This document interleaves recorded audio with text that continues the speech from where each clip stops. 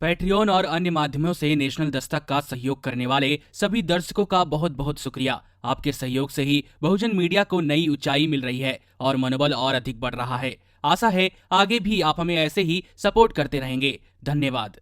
भारत में लॉकडाउन होने के बावजूद भी कोरोना संक्रमितों की संख्या 1 लाख को पार कर चुकी है। बड़ी संख्या में लोगों का पलायन जारी है। बड़ी संख्या में पलायन होने की वजह से कोरोना संक्रमण फैलने का खतरा भी बढ़ गया है। आपको बता दें कि अब तक कम कोरोना मामले वाले बिहार में संक्रमित लोगों की संख्या तेजी से बढ़ रही है। घर लौट रहे प्रवासी मजदूरों में से 26% में संक्रमण पाया जा रहा है। यानी बिहार आए 4 प्रवासी मजदूरों में एक आदमी कोरोना का मरीज पाया जा रहा है। इंडियन एक्सप्रेस ने एक खबर में कहा कि बिहार लौटे मजदूरों में से 835 लोगों की कोरोना जांच की गई। उनमें से 218 में कोरोना की पुष्टि हुई है। यह कुल संख्या का लगभग 26% है, यानी 1/4 से ज्यादा। यह आंकड़ा राष्ट्रीय औसत से कहीं ज्यादा है।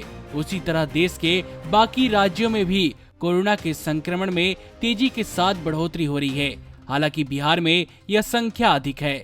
बिहार में 18 मई तक 8,337 लोगों की कोरोना जांच की गई थी। इसमें से 8% लोगों का टेस्ट पॉजिटिव पाया गया था, यानी उनमें कोरोना था। यह राष्ट्रीय औसत 4% का दुगना है। बिहार के साथ 2 दिक्कतें एक साथ हैं। एक तो बाहर से लौट रहे लोगों में कोरोना के वायरस हैं, दूसरे उनके लक्षण बाहर से दिखते नहीं हैं, इसलिए उनका पता ही नहीं चलता है। लेकिन जांच करने पर उनमें से कई मामले पॉजिटिव पाए जाते हैं। बिहार पहुंचे प्रवासी मजदूरों में कोरोना मामले को लेकर राज्य के स्वास्थ्य कर्मी हैरान हैं। यह देखा गया है कि जिन राज्यों में से ये लोग लौट रहे हैं, वहां कोरोना संक्रमण की जो दर है, बिहार लौट रहे इन लोगों में उससे ऊंची दर का संक्रमण है। इसे हरियाणा और पश्चिम बंगाल से लौटे मजदूरों की स्थिति पर ध्यान देकर समझा जा सकता है। पश्चिम बंगाल से बिहार लौटे 265 प्रवासी मजदूरों के नमूनों की जांच की गई तो उनमें से 33 नमूने पॉजिटिव निकले। यानी पश्चिम बंगाल में घर लौटे लोगों में से 12% लोग कोरोना संक्रमित थे। पर स्वयं पश्चिम बंगाल में कोरोना संक्रमण की दर 3% है। यानी वहां जितने लोगों की जांच हुई है, उनमें से 3% में कोरोना पाया गया।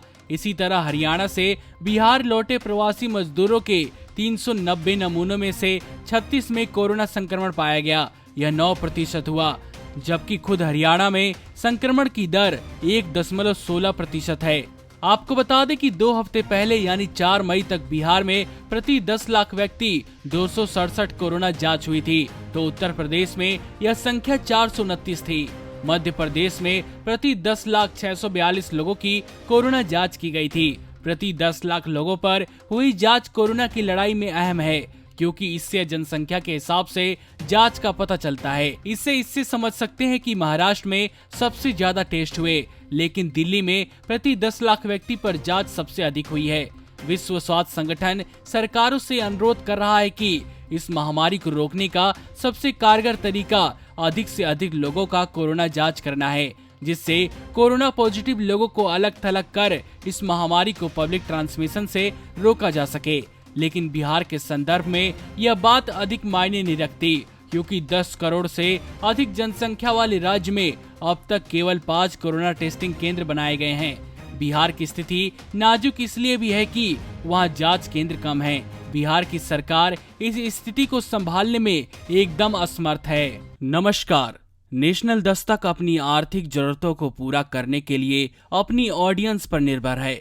बहुजन समाज से संबंधित मुद्दों को उठाने के कारण यूट्यूब की तरफ से नेशनल दस्तक की कई वीडियो पर एड्स नहीं दी जाती, जिसके कारण हमें आर्थिक समस्याओं का सामना करना पड़ रहा है। आपका एक छोटा सा कदम बहुजन मीडिया को बचा सकता है।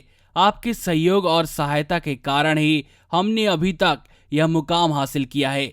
नेशनल दस्तक को आप पैट्रियन के जरिए सपोर्ट कर सकते हैं। इसके साथ ही आप अन्य माध्यमों जैसे यूपीआई, गूगल पे, डेबिट कार्ड, वॉलेट, फोन पे आदि से भी हमारी मदद कर सकते हैं, जिसका लिंक वीडियो के नीचे डिस्क्रिप्शन में डाल दिया गया है।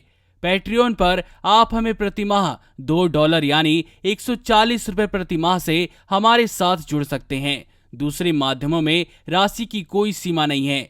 आपके सहयोग से ही बहुजन मीडिया को एक नई दिशा मिली है और इसे अभी एक नए मुकाम तक लेकर जाना बाकी है, जो आपके साथ के बिना संभव नहीं है। आपसे डायरेक्ट फंडिंग से हम आपके अधीन हो जाएंगे और एक स्वतंत्र मीडिया के तौर पर समाज की आवाज को बुलंद कर पाएंगे। धन्यवाद।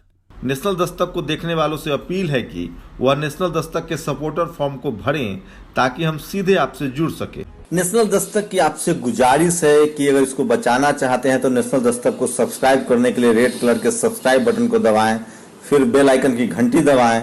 नेशनल दस्तक को बचाने के लिए बहुत जरूरी है कि हर खबर को शेयर करें, लाइक करें, कमेंट जरूर करें।